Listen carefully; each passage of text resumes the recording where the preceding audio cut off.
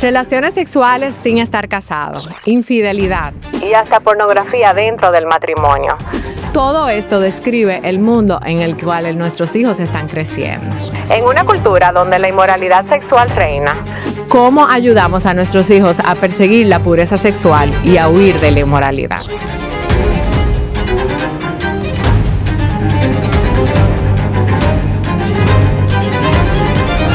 Y hoy le quiero dar la bienvenida a nuestro invitado, que no es tan invitado porque él estuvo con nosotros providencialmente en nuestro episodio pasado, pero la conversación cuando se apagaron las cámaras se puso tan buena que él aceptó nuestra invitación de nuevo para estar aquí, back to back, que es la primera, pastor. Así que realmente quisiéramos darles la bienvenida de nuevo al pastor Héctor Salcedo, que nos acompaña hoy. Hola, pastor, bienvenido de nuevo. Gracias, Nicole, y qué bueno que podemos, en otro tema, pues compartir otra vez acerca de las verdades bíblicas. Este es un tema que realmente es muy cercano a nuestro corazón, porque vemos la necesidad como padres de estar equipados con todo lo que tiene que ver con la sexualidad en nuestra vida, en la vida de nuestros hijos. Y quiero hacer mención de nuestra conferencia en marzo que tocaba precisamente este tema, el tema de la sexualidad en un mundo distorsionado. Los animo de verdad a que vayan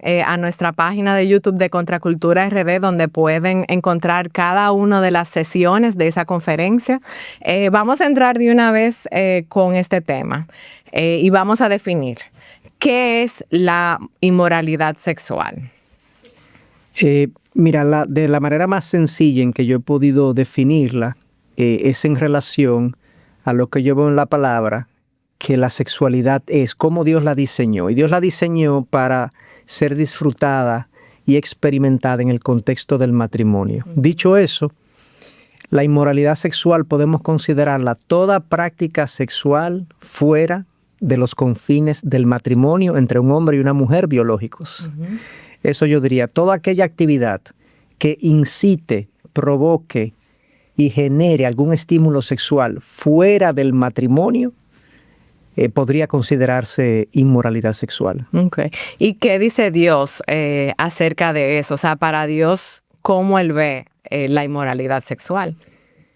Bueno, como todo lo que Dios ha diseñado, Dios honra su diseño y abomina todo lo que se sale de su diseño. Para Dios no solamente es de desagrado lo que pasa fuera de los confines del matrimonio a nivel sexual, sino que es ofensivo a Él. Es un desafío a la palabra de Dios y a la voluntad de Dios cada vez que un ser humano opta por disfrutar de la sexualidad fuera de lo que Dios diseñó.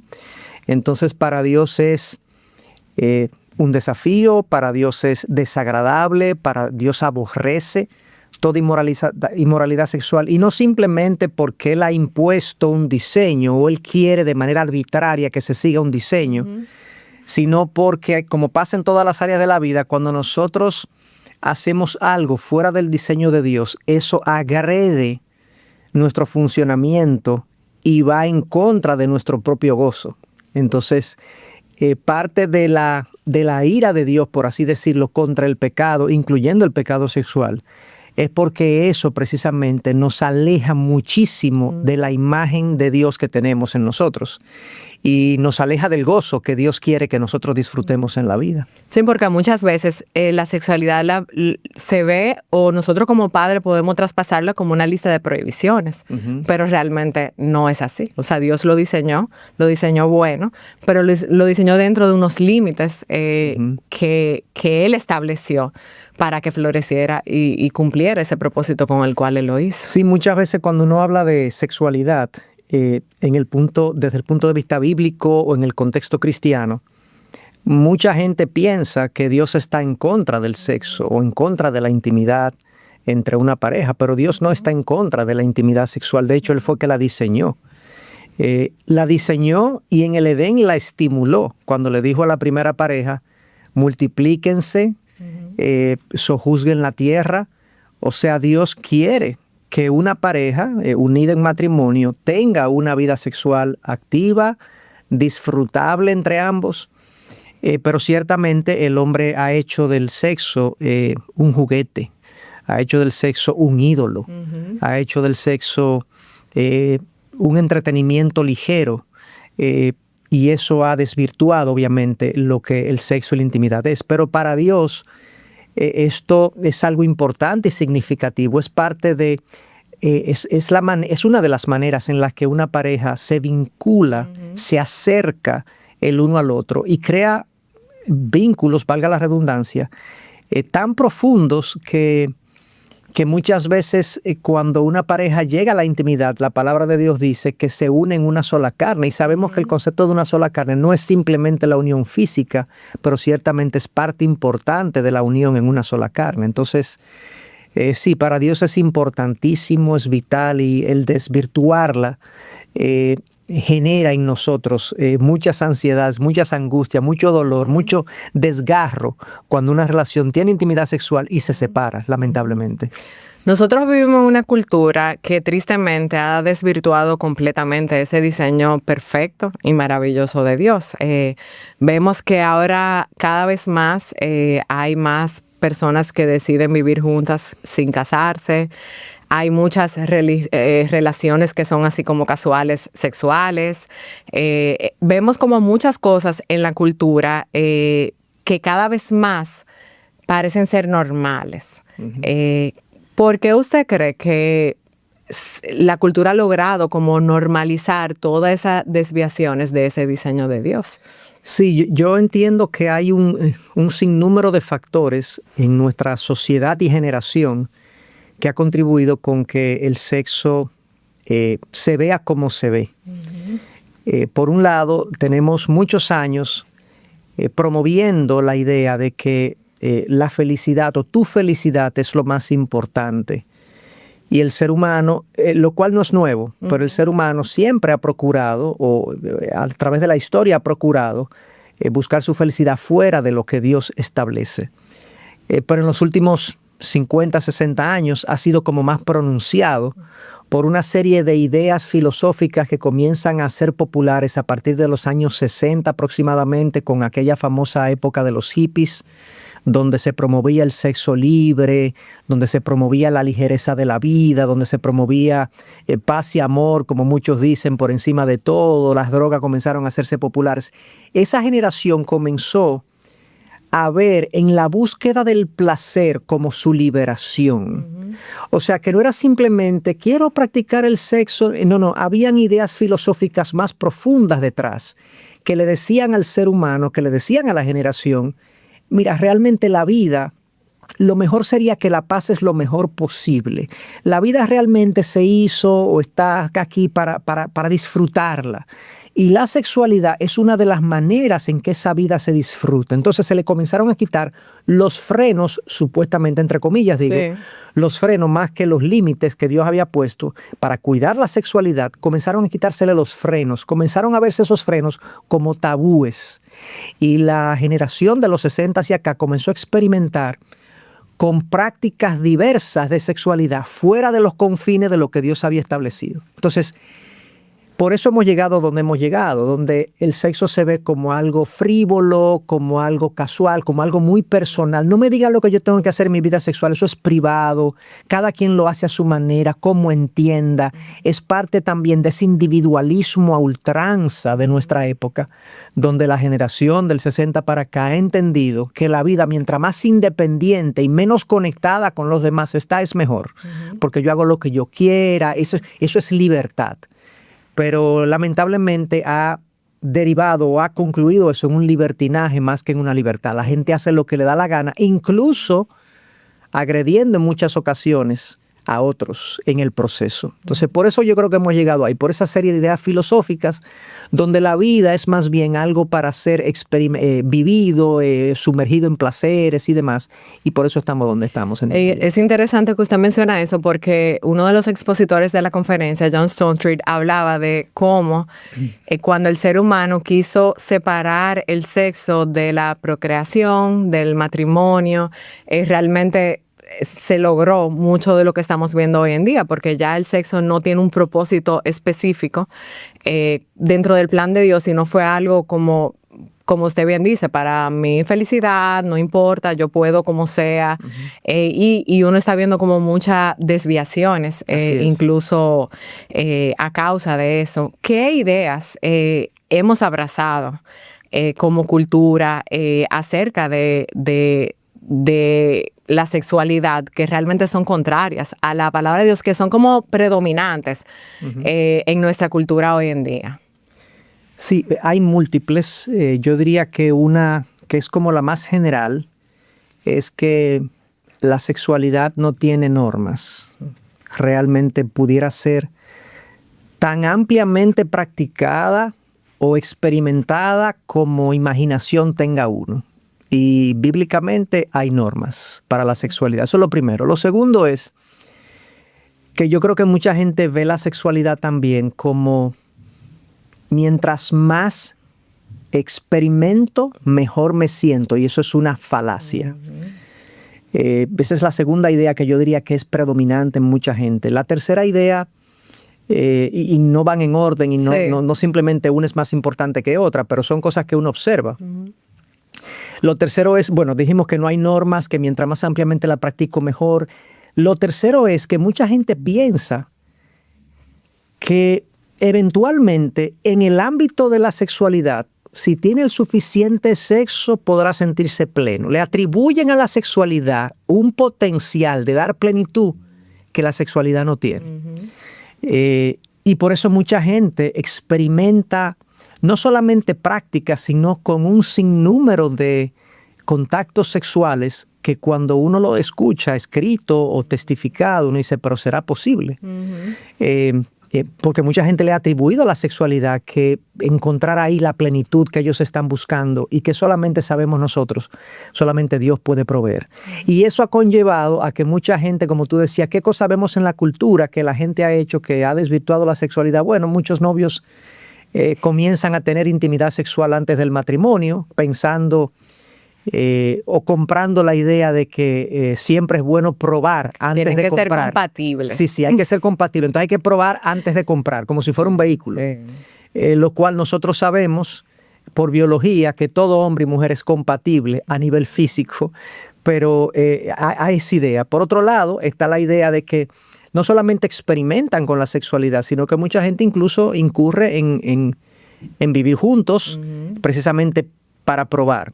Otras parejas, incluso estando casadas, entendiendo la sexualidad de manera distorsionada, tienen cada vez más frecuente estas relaciones abiertas, donde uno puede estar con otros, porque eso le inyecta a la relación un poco más de emoción. De hecho, a mí me pasó hace muchos años, no eso, sino que yo hablando con un conocido, yo fui testigo de que esa persona estuvo, estando casado, estuvo con otra persona y yo era un conocido y yo le dije, mira, yo tengo que decirte que no estoy de acuerdo con lo que pasó. Era un viaje de negocios y él había salido con otra persona, yo andaba de negocios con él, eso hace muchos años. Y él me dijo, no, Héctor, tú no puedes ver las cosas así, o sea, tú tienes que entender que este tipo de experiencias son necesarias para mantener el fuego de la relación. Digo yo, bueno, ese fuego te va a quemar. Él tenía la idea de que estando con otra persona, él podía traer a su relación de matrimonio un fuego que dice él que le faltaba. Entonces son ideas que la gente va comprando. Entonces, desde parejas de novios que tienen intimidad, desde aquellas que se mudan juntos, desde aquellas que tienen relaciones abiertas, y muchas otras prácticas como la pornografía en hombres y mujeres cada vez más frecuente. Es una diversidad de cosas donde la gente está experimentando con el sexo y es un fuego que les puede quemar, pero no se percatan hasta que ya es muy tarde, lamentablemente. Nosotros como creyentes muchas veces no nos damos cuenta cómo estas ideas nos permean. Y yo sé que aún la misma iglesia ha sido muy permeada por esas ideas. A veces uno lo ve como lejano, como bueno, el que no conoce a Dios, pero uno se sorprendería. Como pastor, ¿qué ideas usted ha visto que ha permeado la iglesia en cuanto a este tema? Bueno, yo debo confesar que en cuanto a ideas, las ideas han sido menos compradas en la iglesia que en el mundo, ciertamente. O sea, la iglesia, cuando tú hablas con un cristiano, él no cree que el sexo, por lo menos a nivel mental, da la felicidad. Él no cree en las relaciones prematrimoniales. O sea, él no ha comprado las mismas ideas que el mundo ha comprado, pero ha incurrido en las prácticas, sin comprar las ideas. En contra de su conciencia, muchas veces se ha dejado arrastrar a prácticas que el mundo practica con las ideas que cree. Y uno diría, bueno, pero si una persona no cree en esa idea, ¿por qué practica esas cosas? Lamentablemente, esa es la contradicción muchas veces que vemos en los seres humanos, que sabiendo que algo está mal, aún así lo practica. Entonces, sí, yo como pastor he sido testigo de muchísima incidencia de pornografía dentro de la iglesia, muchísima. Me ha tocado pastorear múltiples. No voy a decir jóvenes nada más, porque a veces lo confinamos a los jóvenes, como que son ellos los únicos que luchan con una inmoralidad, con la inmoralidad sexual, sino también gente también, o sea, de edad, por así decirlo, en otras etapas de su vida. La pornografía, la infidelidad es cada vez más frecuente, o sea, con mucha frecuencia, valga la redundancia. Soy testigo de confesiones de actos de infidelidad de hombres y de mujeres. Es más frecuente en hombres, pero también he visto múltiples casos de mujeres que han incurrido en infidelidad. Y dentro de estos casos es cada vez más frecuente la justificación de que eso ocurrió porque tenemos un matrimonio muy difícil. O sea, el ser humano nosotros pensamos muchas veces que podemos encontrar una justificación para nuestro pecado. O sea, lamentablemente, no es así. Y esa es otra cosa que he visto con frecuencia. El tema de los novios también, teniendo intimidad. La cultura hoy en día versus lo que era la cultura hace muchos años atrás, hoy en día el que no tiene intimidad es raro. Antes el que tenía intimidad tenía problemas, pero hoy en día como que eso es normal. Hay padres incluso que entienden y justifican a sus hijos porque claro, son jóvenes y eso es normal, además hay que probar, tienen que ver si son compatibles, lo que dijimos hace un momentito, eso es cada vez más frecuente. Y lamentablemente he visto muchas relaciones de noviazgo que tenían un gran potencial y que producto de eso, algunos de ellos he tenido que pastorear embarazos no deseados, que han continuado hasta su término, gracias a Dios, en un sentido, ¿verdad? Que no han tenido no han optado por abortar ni nada de eso. Pero todo ese tipo de cosas la he visto. Entonces sí, está presente en la iglesia. O sea, desde la pornografía, el vivir juntos, el tener intimidad. O sea, una serie de cosas que uno dice, wow, pero ¿qué es lo que está pasando? Sí, yo me acuerdo cuando yo era joven, definitivamente es como... Más joven. Bueno, ¿verdad? gracias, más joven. Más joven. Yo recuerdo que era así. Recuerdo ver casos de jóvenes embarazadas que era muy poco frecuente y uno se lo encontraba como extraño. Yo sé también que las personas no decían abiertamente cómo tenían relaciones con sus novios. O sea, todo era un cambio como completamente diferente de lo que uno está viendo hoy en día, porque ahora nuestros hijos están expuestos. Yo no sé si usted conoce, hay una influencer, no sé bien quién, pero ella hizo una misión de acostarse con no sé cuánto hombre para romper un récord. O sea, tú ves ese tipo de cosas que nuestros hijos están viendo y poco a poco se va haciendo como normal, como sí. No importa, no hay ningún problema. Y muchas veces perdemos de vista que el pecado destruye, trae tristeza. Y eso es algo como que uno tiene que estar constantemente enseñándole a nuestros hijos. ¿De qué manera, de manera particular, los pecados sexuales no destruyen? Porque la Biblia es muy enfática en que es diferente a muchos otros pecados por razones obvias. Pero, hablen un poco de eso, de qué manera realmente el pecado sexual nos destruye.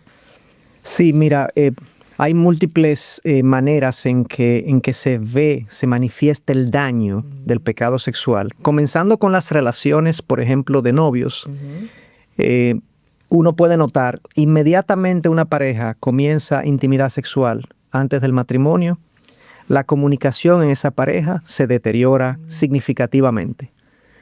comienzan más a estar interesados en el contacto físico que en la conexión emocional. Y eso hace que mantengan una relación muchas veces cuando ya no tienen una conexión emocional, pero se sienten físicamente atraídos.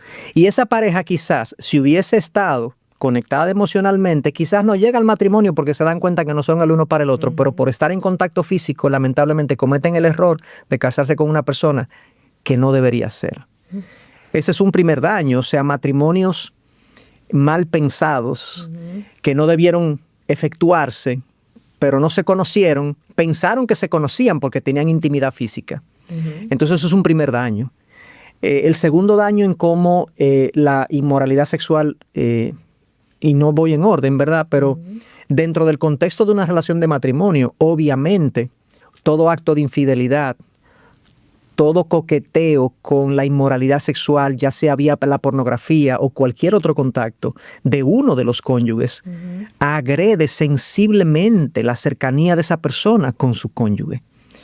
Y muchas parejas pierden el deseo sexual y la atracción hacia su cónyuge precisamente porque ha estado incurriendo en consumo de pornografía, por ejemplo, o en relaciones fuera del matrimonio. Y claramente eso puede incluso destruir el matrimonio. Entonces ahí lo vemos, con las consecuencias que eso tiene sobre la pareja y sobre los hijos eventualmente. Entonces, primero, matrimonios mal concebidos. Segundo, matrimonios agredidos. La persona en sí también, por ejemplo, el joven que consume pornografía de manera regular, está documentado. Es una persona que si no sale de ahí, eventualmente tendrá problemas significativos en mantener una relación sana con su cónyuge. Incluso la persona que consume de manera regular pornografía, hay claros indicios, y eso está estudiado y documentado, de que comienza a ver el sexo opuesto no como una persona, la imagen de Dios, sino como un objeto sexual, y tiene dificultad para relacionarse con todo el sexo opuesto, sus compañeros de trabajo, sus compañeros de estudio, sus hermanos de la iglesia. O sea, literalmente degrada la imagen de la otra persona en la mente de ese que consume pornografía. Entonces, fíjate cómo hay múltiples efectos familiares, personales, de la inmoralidad. Y esos son algunos, porque hay casos donde estas condiciones o estos desvíos continúan profundizándose hasta el punto que la persona puede cometer hasta delitos. Lo que pasa es que uno en estos contextos a veces no los comenta, pero hay personas que caen por su frecuencia en la inmoralidad sexual, siendo incluso parte de una iglesia, incurren en acosos de parejas con las que están agrediendo el derecho de la otra persona de separarse, por ejemplo, y este individuo o la persona, ¿verdad?, no permite que se separe porque me siento dueño. Y esas son cosas que se aprenden, se asimilan dentro de los contextos de inmoralidad sexual. Entonces hay múltiples daños. Es interesante que usted mencione eso porque ahora uno ve mucho los famosos casos de feminicidios, que al final cuando uno lo contempla y piensa en eso que usted está diciendo, al final la raíz de ese problema no es falta de información, no es falta de educación, realmente es un problema del corazón, del pecado que hay en el hombre que pudiera, a raíz de muchas de esas cosas que hemos hablado, influir y estar como afectando esa realidad. Entonces, cuando uno piensa en esas cosas, se da cuenta que es mucho más allá. El problema no es un entrenamiento que hace falta es realmente que las personas entiendan cómo nos afecta el sexo y cómo distorsiona la realidad y hasta nos puede llevar a hacer ese tipo de cosas. Yo, de hecho, aunque el programa no trata de eso y no vamos a desviarnos para allá, por lo menos yo no lo voy a hacer, pero lo que tú mencionas, a veces vemos los lamentables y tristes casos que se conocen como feminicidios o violencia intrafamiliar, y se le atribuye inmediatamente al machismo. Y no digo que no hayan rasgos de machismo y problemas de machismo en nuestra cultura que conducen a muchos hombres a actuar de esa manera. Pero como tú dices, en muchos de los casos de violencia intrafamiliar o de violencia entre hombres y mujeres, porque cuando dicen intrafamiliar parecería que hay una familia, pero en muchas de esas situaciones no hay una familia realmente. Lo que hay es un hombre y una mujer con poca conexión emocional, que se conocen muy poco y que han comenzado a tener intimidad antes de tiempo, antes de lo que debieron. Y se producen entonces unos tratos disfuncionales, posesivos, agresivos, que incluso muchas veces tienen manifestación en la intimidad de esa pareja y que entonces terminan en una violencia. No le llamemos intrafamiliar, sino una violencia entre hombre y mujer, entre parejas, entre personas que están relacionándose. Entonces, lamentablemente, yo creo que el atribuirle los casos de violencia solamente al machismo lo simplifica de una manera que no nos permite ver otros factores como un sexo desviado, una sexualidad desviada, y no nos permite atender la situación con pertinencia y con agudeza, lamentablemente. Y temprano también. Así es. Es sorprendente. Sí, definitivamente es un caso, o sea, es muy triste. Pero es muy frecuente. Pero bueno, volviendo, me llama la atención y me da como curiosidad, especialmente porque pudieran haber padres que nos están viendo, que tengan hijos, que tengan noviazgos y hayan caído como en una inmoralidad sexual. ¿Qué consejo? O sea, esos novios que hayan caído en eso, ¿deberían seguir y casarse? ¿O cómo funciona eso? ¿Qué consejo o cómo se maneja eso? Sí.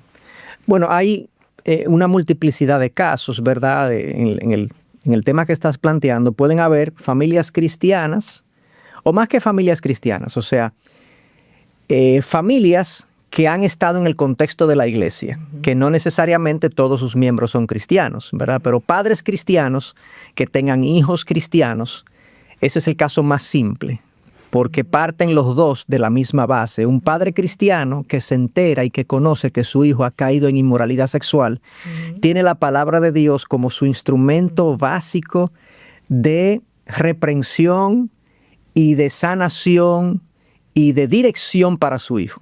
Entonces ese padre puede sentarse con su hijo y analizar lo que pasó en la vida de su hijo o hija a la luz de la palabra, y si el hijo es cristiano, la hija es cristiana, debería responder con arrepentimiento y convicción de que lo que ha hecho no ha debido ser, y el padre puede estimularlo, o más bien conducirlo a un proceso de arrepentimiento y restauración, y analizar si la relación, hay condiciones para continuarla, si la pareja de ese hijo es cristiana también, y hay condiciones entonces para que esa pareja sea restaurada. Entonces sí podría ser que la relación haya caído en inmoralidad, pero no necesariamente implique una ruptura. Ya después de ahí, los otros casos se complican, porque podemos también estar en presencia de esa misma familia, pero con el hijo cristiano, la hija cristiana, pero que tiene una relación con un no creyente, con una persona que no es cristiana, en cuyo caso es difícil hacerle entender que lo que hizo estuvo mal, y es posible entonces que la caída en fornicación o en inmoralidad sexual implique una ruptura de la relación. Entonces, eso tiene que verse caso a caso. Hay otros contextos donde los hijos no son cristianos, los padres sí lo son, y en esos casos ya el padre tiene que tener la misma postura de ir a la palabra de Dios, confrontar al hijo de buena manera, tratar de hacerle entender que lo que ha hecho es contra el diseño de Dios, aunque el hijo no sea cristiano, y advertirle al hijo que de continuar ese patrón, incluso pudieran haber riesgos de que el hijo tenga que salir del hogar, si es un mayor de edad obviamente, y no participar el hogar de las prácticas en las que el hijo está.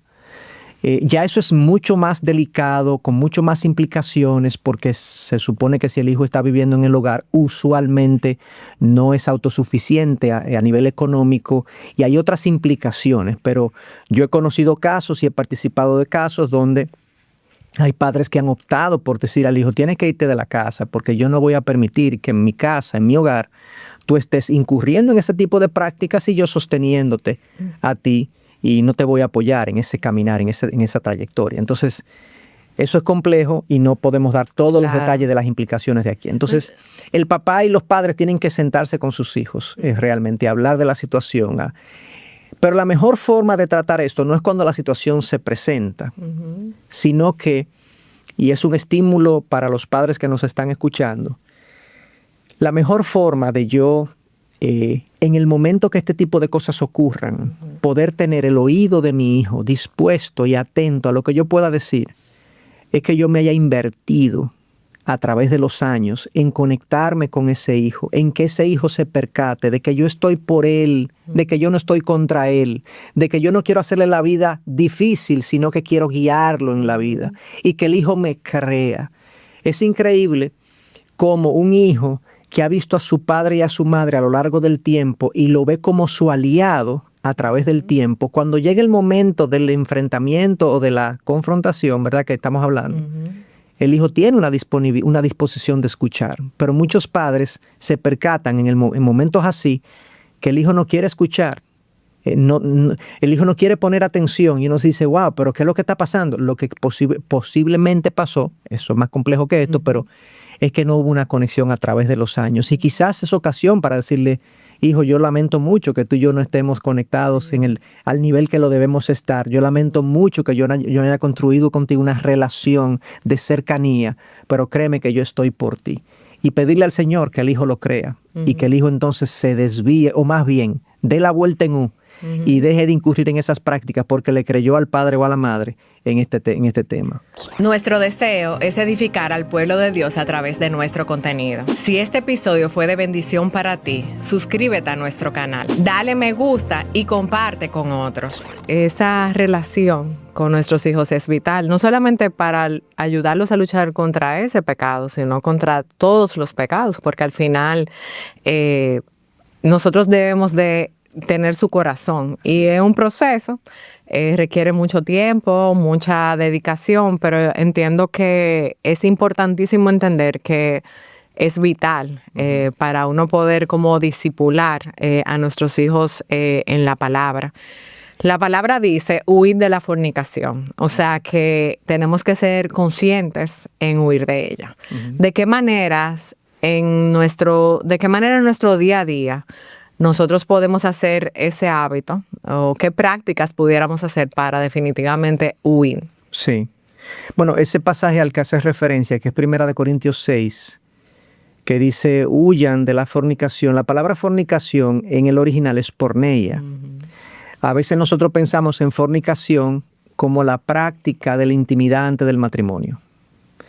Pero realmente porneia incluye otros aspectos de la inmoralidad sexual que no es simplemente el tener intimidad antes del matrimonio. Entonces, porneia incluye toda práctica sexual fuera del matrimonio, incluyendo la pornografía, la intimidad antes del matrimonio y otras cosas. Entonces, comenzando por ahí. Número 2, nos dice no solamente ahí, sino que en otros pasajes también se nos dice que huyamos de las pasiones juveniles, se le dice Pablo a Timoteo. Vemos el ejemplo de José en el libro del Génesis, cómo huyó al ser tentado sexualmente por la esposa de su jefe, y él huyó de la escena y dejó literalmente sus ropas en las manos de ella, que ella lo había desvestido. Entonces vemos este patrón en la palabra de huir ante la inmoralidad sexual. Parece ser que Dios, conociendo nuestra naturaleza, sabe que aquí hay temas hormonales fuertes, aquí hay temas biológicos fuertes. Parece que hay momentos en los que el ser humano, estando frente a la tentación sexual, es muy difícil retroceder. Y por eso es que Dios en su palabra nos dice, huyan. Entonces, algunos ejemplos de cómo huir. Y esto pudiera parecer radical para algunas personas, pero por ejemplo, en primer lugar, y no en orden, como he dicho en otras ocasiones, pero cosas así. Yo he decidido, por ejemplo, con el sexo opuesto, tener una relativa distancia de frialdad, donde puedo ser considerado hasta pesado, pero prefiero ser considerado hasta pesado y frío que cercano y arriesgado. Entonces, yo debo partir de la premisa de que si yo no me cuido y no huyo, yo soy susceptible de caer. Entonces tengo que partir de esa premisa. Y partiendo de esa premisa, entonces mi trato con el sexo opuesto es muy distante. Yo no ceno, no como, no desayuno, no hablo solo con una mujer que no sea mi esposa. En la iglesia nuestra, incluso tenemos por norma que el pastor no da consejería a una mujer sola. Tiene que haber una consejera o la esposa del pastor presente en la consejería con una mujer. Tampoco tengo compartir como con una mujer que no sea mi esposa de cómo tú estás, cómo te fue en tal cosa, cómo te fue. O sea, no hay un contacto emocional, no hay una intimidad, una complicidad mía con otra mujer, bajo ningún concepto. Eso es una aplicación del huir de la fornicación. Estoy tratando de evitar a raya ese tipo de iniciativas. Con el tema electrónico y digital, también. Mi esposa tiene acceso a todas mis claves de mi computadora, de mi celular, de todos mis dispositivos, porque en cualquier momento ella puede tomarlo para usarlo ella, gracias al Señor, ella no ha entrado nunca buscando que encontrar algo malo, pero mi esposa puede entrar en cualquier momento a cualquiera de mis dispositivos y es una forma para mí de huir y de yo cuidar mi cuenta de Instagram, por ejemplo. Realmente quien la abrió fue mi esposa. Yo no tenía Instagram hace unos años y ella me abrió una cuenta porque teníamos una iniciativa de un libro y tuvimos que abrir una cuenta y ella es que la maneja. Pero yo entro a mi Instagram y mi esposa entra a mi Instagram. Ella ve todas mis imágenes, todo lo que yo veo, todo lo que yo consulto, toda mi historia. Cosas así. Entonces, esas son formas de huir de la fornicación. En una pareja, por ejemplo, de novios, quieren huir de la fornicación. Bueno, nunca estén solos en un lugar vulnerable, en un lugar donde pueden estar tentados el uno al otro a acercarse demasiado, etcétera, etcétera. O sea, hay múltiples ejemplos prácticos de cómo nosotros huimos de la inmoralidad y nos mantenemos entonces cuidándonos, sabiendo que somos susceptibles.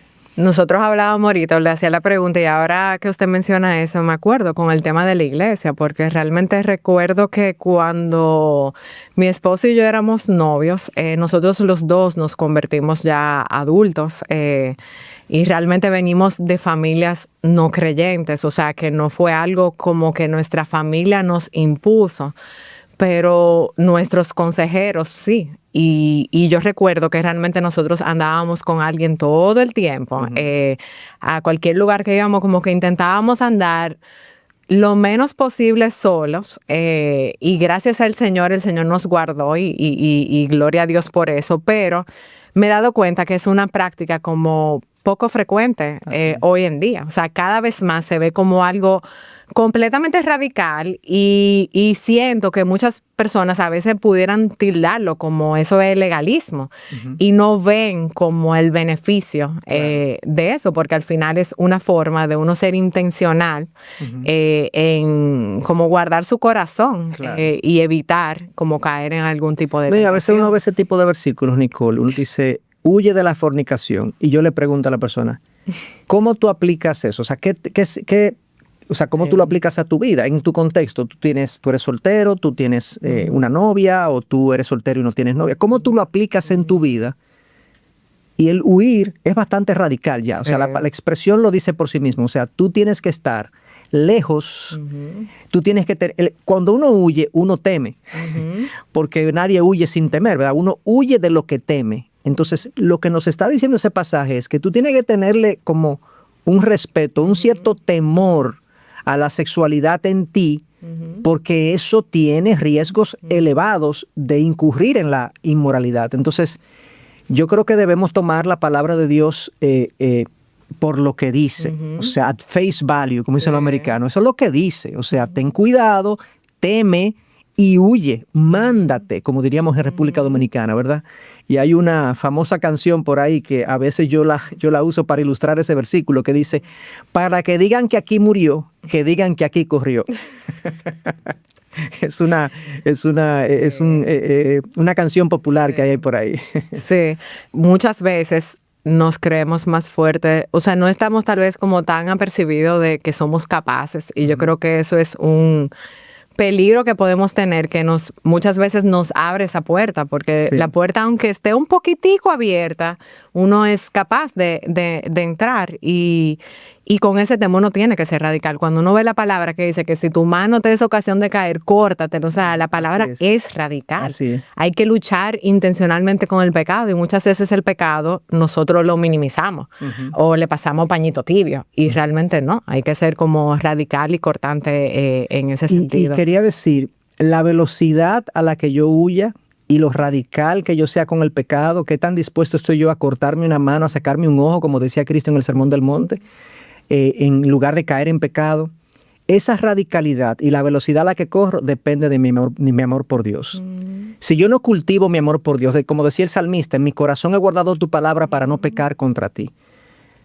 Esta huida es posible no solamente por el miedo al pastor o por el miedo a mis padres. Esta huida es posible cuando Dios me infunde en mi corazón y pone en mi corazón un amor por Él. En la medida que yo me acerco a Él, intimo con Él, lo conozco más y entonces ahora yo tengo un temor, por así decirlo, reverente de no ofender y no agredir al Dios que me ha amado de la manera que lo ha hecho en Cristo. Entonces, esto no es un asunto mecánico de sale huyendo, no. Es un asunto que si yo he hecho mi tarea en el sentido de cultivar mi relación con Dios, va a salir natural. Yo quiero huir, yo no quiero estar ahí. Yo le tengo miedo al pecado para no ofender a mi Dios. Entonces eso es bueno, importante decirlo, porque la gente piensa que se trata, como tú decías, de una regla. No. Es una emoción que te debe mover a huir de ahí porque tú no quieres ofender a tu Señor. Sí, al final el motor es el amor. Así es. No son las reglas. Las reglas las conocemos y sabemos que tenemos que hacer, pero realmente el evangelio tiene que permear nuestro corazón y ser como esa raíz de donde fluye todas las decisiones que nosotros tomemos y todo lo que nosotros hagamos. Así es. Por todo lo que hemos visto, debemos de cultivar en nuestros hijos un amor por Dios y aún por la pureza sexual. ¿Cómo nosotros podemos empezar a hacer eso? O sea, ¿de qué manera práctica nosotros podemos inculcar en nuestros hijos temor al Señor, amor por Él y ese deseo de ser sexualmente puro? Bueno, eso está íntimamente vinculado con todo nuestro proceso de crianza. Todo nuestro proceso de crianza tiene que ver, está conectado de alguna manera con este aspecto de la pureza sexual en nuestros hijos. Yo decía ahorita, hace un momentito, de lo importante de conectarnos con nuestros hijos. Y si nosotros pensamos en el pasaje de Efesios 6:4, donde Pablo le dice a los padres, padres, no provoquen a ira a sus hijos, sino críenlos en la disciplina y la instrucción del Señor. Esa frase de no provoquen a ira a sus hijos es tremendamente importante en el proceso de crianza. O sea, yo voy a estar como padre tratando de estar pendiente de cómo mi hijo se siente hacia la manera como yo lo crío. O sea, no lo provoquen a ira. Obviamente habrán ocasiones en las que nuestro rol de padres va a hacer que nuestros hijos se airen contra nosotros.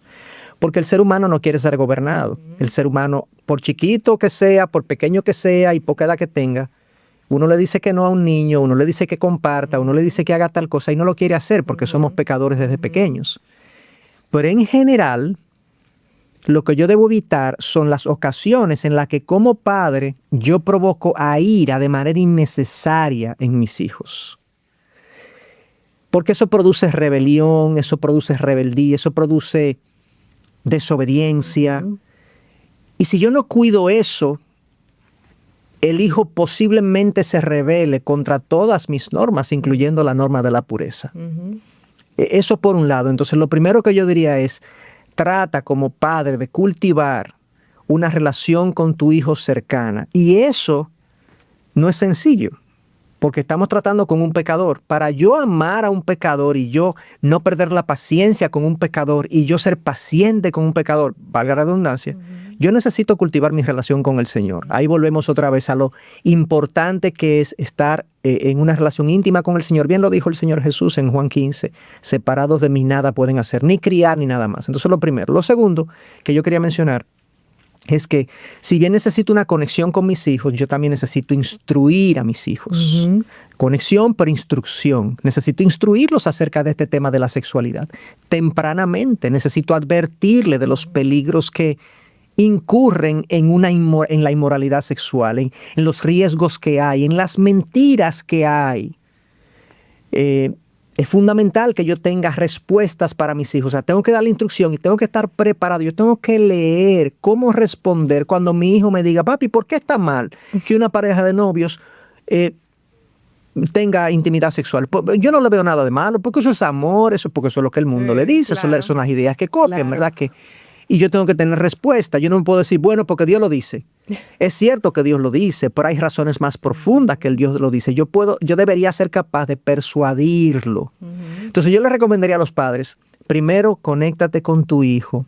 Número 2, instrúyelo. Número 3, trata de prepararte para tener respuestas cuando ellos vengan con las ideas mundanas que le venden la inmoralidad y tú poder responder con persuasión, con respuestas muy puntuales que el hijo diga, tú tienes razón.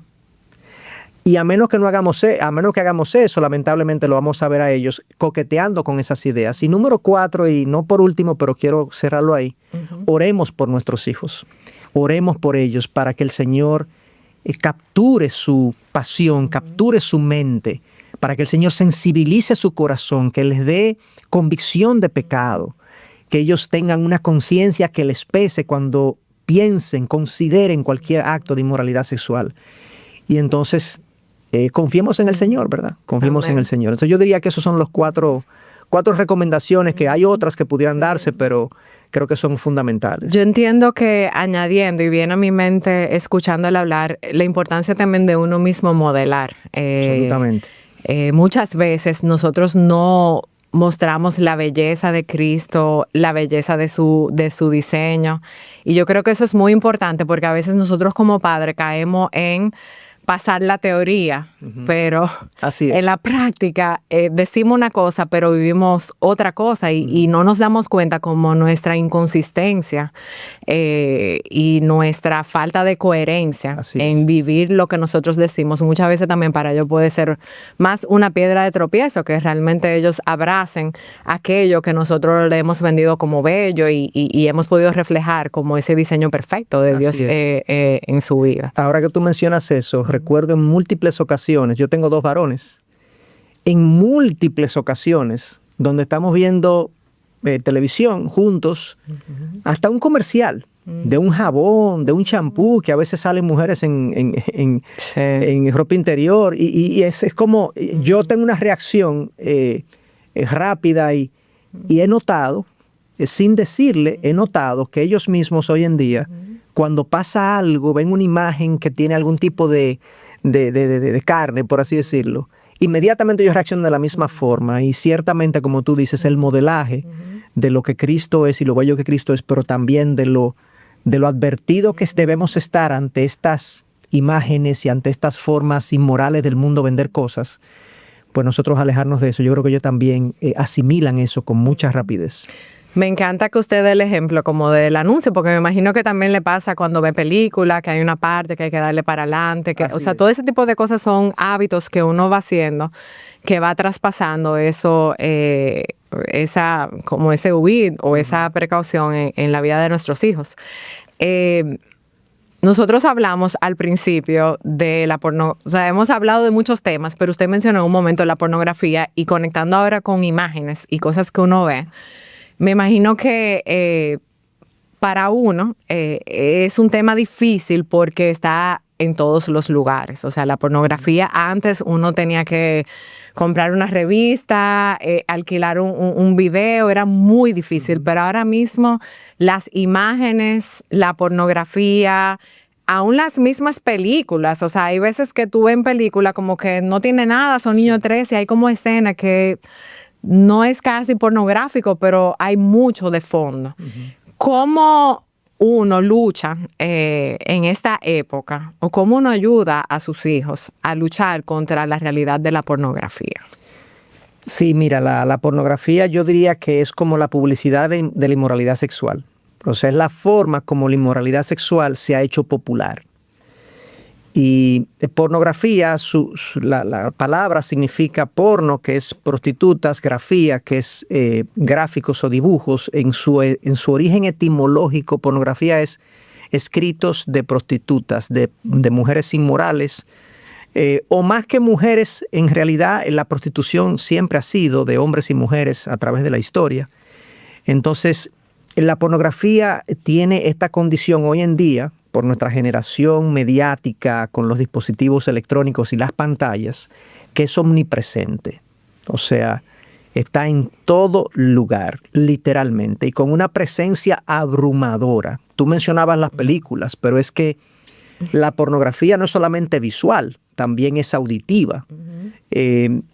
O sea, hay imágenes fijas, hay videos, hay también escritos incluso pornográficos, eróticos, hay todo tipo de publicidad, por así decirlo, de la inmoralidad sexual a través de la pornografía. Y hay múltiples maneras en las que la pornografía puede ser evitada. Sabemos que es omnipresente. Hoy en día, a la distancia de un clic, tenemos lo que antes, hace 50 años, para una persona ver pornografía tenía que desplazarse a un kiosco de revistas donde las revistas pornográficas estaban en la parte de arriba, que nadie las veía y que incluso había que pedírselo en voz baja al dependiente. Hoy en día hay un descaro en el consumo de pornografía. Incluso yo he conversado con personas que entienden que la pornografía incluso tiene aspectos convenientes. Yo he conversado con parejas donde la mujer me ha dicho que su esposo la hace ver actividades pornográficas, o sea, o películas pornográficas, como una forma de ellos acercarse. Y es algo que uno dice, pero ¿será posible que alguien piense que viendo a otros en intimidad, ellos también, o sea, como que eso tiene algo de legítimo, que eso es legítimo? Pero sí, hay tanta distorsión. Entonces, es omnipresente, no tiene costo, se ha perdido el rubor, la gente ya no tiene límites, y entonces ocurre con la pornografía como pasa con otras drogas, y cuando digo otras drogas es porque considero la pornografía y su consumo como algo adictivo, algo que se comporta literalmente como un consumo de sustancias, pero sin sustancia. Aquí las sustancias son las imágenes, y a diferencia de las adicciones con sustancia, porque cuando el adicto es liberado de la sustancia, se desintoxica. Pero cuando el adicto a la pornografía es alejado de la pornografía, las imágenes, el banco de imágenes que él tiene en su mente se le quedan ahí y él puede literalmente disfrutar de su droga sin volver a consumirla explícitamente, solamente con lo que él tiene en su mente. O sea que es un tema muy difícil cuando alguien ha incurrido y ha sido esclavo de la pornografía, el desconectarse de ella. Entonces, tiene que ver con, primero, el cultivo de mi relación con el Señor y de mi comprensión de que este tema de la pornografía es una absoluta abominación a los ojos de Dios y también es una agresión a la imagen de Dios en la otra persona. Cuando yo consumo pornografía y veo a otra persona en alguna actividad sexual y eso yo lo uso para mi disfrute, yo estoy disfrutando de la imagen de Dios en el otro para mi deseo sexual, impuro e inmoral. O sea, es doblemente pecaminoso, por así decirlo. Y eso obviamente, como decíamos, es una abominación para Dios. Entonces, tiene que ver con conectarme con el Señor, cultivar mi relación con el Señor, que eso me cree un temor santo de lo que eso puede producir. Número 2, hablamos hace un momentito de las múltiples consecuencias que tiene la inmoralidad. Bueno, la pornografía también lo tiene. La pornografía me insensibiliza hacia otros aspectos de la inmoralidad. La pornografía me aleja de la intimidad con mi pareja. La pornografía incluso deteriora mi relación con el sexo opuesto porque me hace ver al sexo opuesto como objetos y no como personas. O sea, la pornografía me puede hacer un adicto a ella y sabemos en múltiples casos que hemos manejado donde la persona pasa del consumo de pornografía a querer hacer y actuar lo que está viendo y consumiendo. Y muchas veces lo hace siéndole infiel a su cónyuge, agrediendo incluso a colegas del trabajo o a personas que estudian con él. O sea, es un tema que tiene múltiples implicaciones y la gente lo minimiza y la gente lo reduce a, bueno, son imágenes, eso no es nada, eso es, hasta conviene a veces, pero realmente es muy pesado. No, realmente con todo lo que usted ha dicho uno se da cuenta que no es solamente un problema.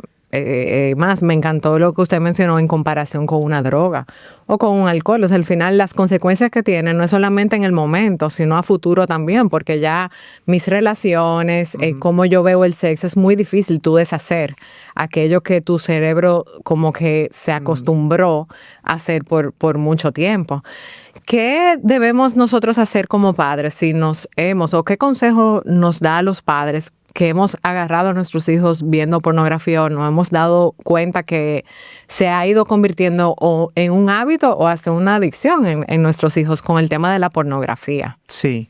Es muy decepcionante y doloroso cuando uno descubre a un hijo incurriendo o consumiendo pornografía, porque sobre todo en ambientes cristianos o en contextos cristianos como el nuestro, eso obviamente ellos saben, nuestros hijos saben que eso va en contra de lo que son nuestras enseñanzas, nuestros principios, nuestros valores.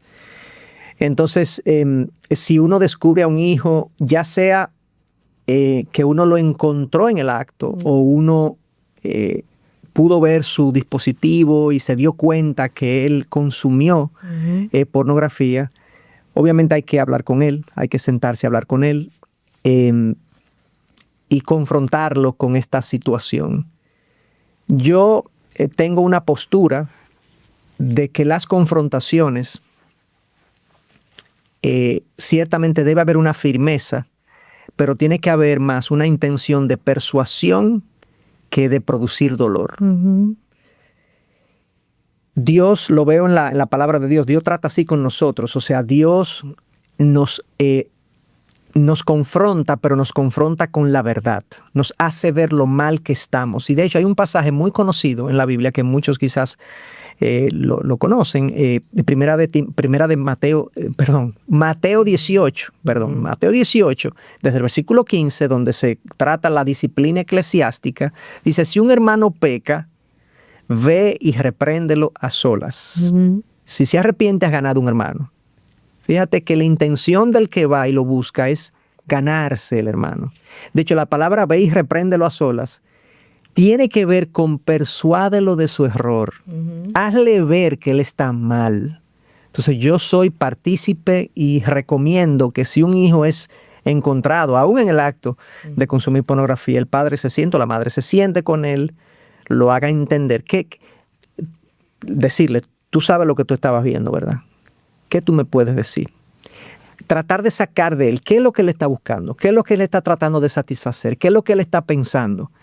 Y comenzar a razonar con él para hacerle ver que él está mal y que él llegue entonces a una convicción de pecado. En lugar de yo inmediatamente levantar la voz y decirle, tú eres un sinvergüenza, tú eres un impuro, mira lo que tú has hecho, tú me has avergonzado, lo cual todo eso es verdad, sí. O algunas de esas cosas son verdad. Pero la realidad es que mi intención es ganármelo. Mi intención es que él sea persuadido de su error, más que él se sienta mal. Que se sienta mal, pero que se sienta mal para arrepentimiento. No que se sienta mal porque le hablaron mal, sino que se sienta mal para arrepentimiento. Entonces yo diría, ¿qué es eso?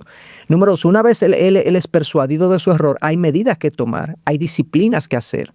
O sea, si el hijo tenía un celular asignado, incluso yo optaría por desconectarle la data, por ejemplo. Cosas así, que él sufra, por así decirlo, las consecuencias o algunas consecuencias de su acción. Y hay que entonces tratar de que él consuma alguna verdad y comprometerse con él, decirle, mira, yo quiero que tú leas este libro y lo vamos a discutir de manera conjunta. Si la persona, el padre o la madre, no tienen la capacidad para caminar este tránsito con el hijo, yo les recomendaría que hablen con algún líder de la iglesia, algún líder juvenil, que pueda conducirlo al hijo a un nuevo entendimiento de lo que es la sexualidad, la pureza sexual y demás. Entonces, es un tránsito, es un camino, pero que comienza con una persuasión sensible al corazón del hijo para que él pueda ver su error. ¿Y qué pasa si es uno como padre o como madre que realmente está luchando con la pornografía o ha luchado? ¿Estamos nosotros capacitados para ayudar a nuestros hijos a caminar a través de ese pecado si nosotros mismos incurrimos o caemos en él? Bueno, sabemos que nosotros no somos perfectos. Siempre tenemos impurezas e inmoralidades en nosotros con las que caminamos. Una cosa es que yo luche con ese pecado y yo esté siendo vencido por ese pecado, a que yo luche pero yo tenga una batalla en firme. O sea, yo puedo ayudar a mi hijo a ver su error, a salir de ese pecado, aún yo haya luchado con ese pecado, si yo lo tengo a raya, si yo lo tengo bajo control. De hecho, todos nosotros sabemos que hay pecados en nuestros corazones y la idea del cristiano es que nosotros tenemos esos pecados sometidos al señorío de Cristo. Lo tenemos bajo control. ¿Significa entonces que alguna lucha mía me impide a mí ayudar a cualquier otra persona en esa misma lucha si yo lo tengo bajo control? No. Ahora, sería hipócrita si yo no lo tengo bajo control. O sea, si yo estoy luchando hoy con ese pecado, si yo ayer caí y yo hoy trato de ayudar a mi hijo a que no caiga, eso sería hipócrita. Y si lo hago, tendría que confesarle a mi hijo también: mi hijo, yo también estoy luchando con eso y te digo que quiero salir juntos y que vamos a recibir ayuda juntos en este proceso. Pero no sería adecuado, si yo estoy siendo vencido por un determinado pecado, que yo también trate de ayudar a otro que está en eso. Definitivamente, al final, es apuntar a nuestros hijos a Cristo. Y más que uno hacerlos ver que tengo que no hacer esto, es ayudarlos a ver que yo no puedo en mis propias fuerzas dejar de hacer esto y necesito de Cristo. Y creo que son oportunidades que más que uno verlo como yo no puedo, porque yo no soy suficiente, es ayudar a nuestros hijos a entender el Evangelio, porque al final el punto no es yo vencerlo todo. El punto es yo ir a Cristo en arrepentimiento y fe cada vez que yo peque, porque todos los días pecamos. Si uno fuera como suficiente para instruir a sus hijos en todas las cosas, hay muchas cosas en las que yo no pudiera hablar con mis hijos porque peco por eso. Pero me imagino que también muchas veces uno se puede sentir como aplastado por el peso de su pecado. ¿Qué esperanza nos ofrece el Evangelio para aquellos que estamos luchan, encuentran debilidades contra la inmoralidad sexual? No, es el pecado, digamos, es la esperanza de todo pecador. Perdón, el Evangelio es la esperanza de todo pecador. Amén. O sea, no importa la profundidad y la frecuencia, la palabra nos dice que si le confesamos al Señor nuestros pecados, Él es fiel y justo para perdonarnos y limpiarnos de toda maldad. Para perdonarnos y limpiarnos de toda maldad. Entonces, sí, claro está, siempre hay esperanza para el pecador que se arrepiente. Dios ha abierto los brazos en Cristo y ha dicho: no importa lo que tú hayas hecho. Y a mí me gusta mucho la figura de que aunque tus pecados sean rojos como el carmesí, yo lo haré blanco como la lana, o incluso el Salmo 51 dice: más blancos que la nieve. ¿Qué puede ser más blanco que la nieve? O sea, Dios promete una limpieza total. Ahora, ciertamente, hay luchas en mi vida que me incapacitan o me descalifican para ayudar en momentos determinados a otros. O sea, pueden haber yo estoy de acuerdo contigo cuando tú dices: si yo no voy a poder corregir a mis hijos por cosas que yo tengo, pues no lo voy a poder hacer nunca, porque siempre tengo luchas, ciertamente. Pero hay luchas, hay intensidades de lucha, hay frecuencias de caídas y hay situaciones en las que me pudieran descalificar en un momento dado para ayudar a otra persona.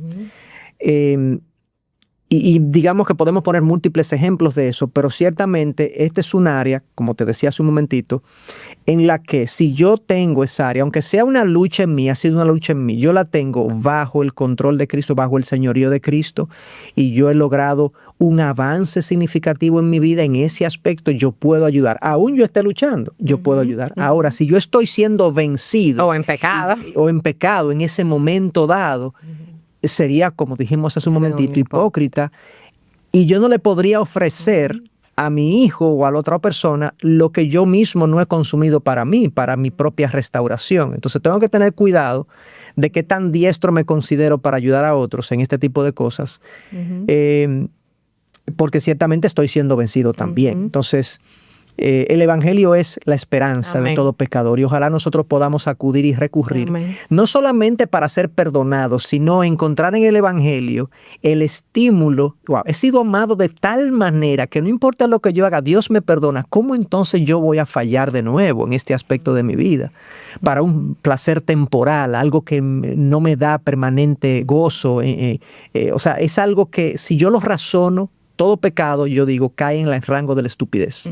Si yo razono el pecado, yo digo, ¿pero qué es lo que yo estoy obteniendo con este pecado? Un pequeño placer por un corto tiempo. Eso obviamente es una estupidez desde el punto de vista humano. Ojalá podamos pensar así. Sí, son oportunidades definitivamente para uno, y creo que es el propósito de este podcast. O sea, al final nosotros queremos reflexionar nosotros mismos sobre nuestras propias vidas para poder ser fieles e instruir a nuestros hijos, porque al final no podemos no podemos dar lo que nosotros mismos no tenemos, pero el Evangelio es tan hermoso que siempre nos restaura. En Cristo nosotros podemos tener perdón y aun aquellas cosas que luchamos, ayudar a nuestros hijos a entender que no es cumplir las reglas, porque nunca las vamos a poder cumplir, es confiar en Cristo y saber que Él nos transforma, porque su propósito no es darnos la felicidad, sino hacernos como Cristo, santos. Y es importante como que nosotros ayudemos a nuestros hijos a entender como que ese es el propósito de nosotros, o sea, no es cumplir una serie de reglas, sino cada vez más ser como transformados a la imagen de Cristo. Amén, así es. Muchísimas gracias, pastor. Yo quiero hacer esta última como pregunta para ir concluyendo, y es ¿qué consejos, qué último pensamiento usted quisiera dejarle a las personas que nos están viendo, que probablemente se pueden sentir como cargados al escuchar este programa, ya sea porque ellos mismos tienen lucha en esta área o ven a sus hijos luchando en esta área? ¿Qué palabras pastorales le pudiera dar a ellos?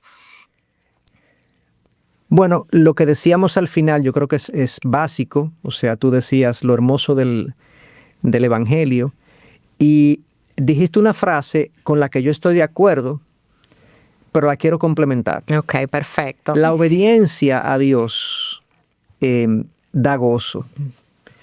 Y ciertamente, aunque el propósito bíblico y último de Dios es hacernos a la imagen de Cristo, nuestra santificación, uno pudiera decir, no mi felicidad, sucede y viene a ser que cuando yo me encuentro siendo transformado a la imagen de Cristo y yo me someto a Dios en todas las áreas de mi vida, el resultado, porque para eso fui creado, es el gozo pleno. Amén. Cristo dice en Juan 10:10, yo he venido para que tengan vida y la tengan en abundancia. Y muchos de nosotros, cristianos, hemos recibido la vida eterna, pero no experimentamos la abundancia. Y la abundancia está y reside en el sometimiento a Cristo en todas las áreas de la vida. Y yo diría, yo los estimularía a todos aquellos que nos sentimos cargados, atribulados, que hemos fallado, que hemos decepcionado a Dios, vengamos a Él, sometámonos a Él en todas las áreas de la vida, incluyendo este tema de la sexualidad. Creámosle a Dios de que lo que Él dice es la verdad.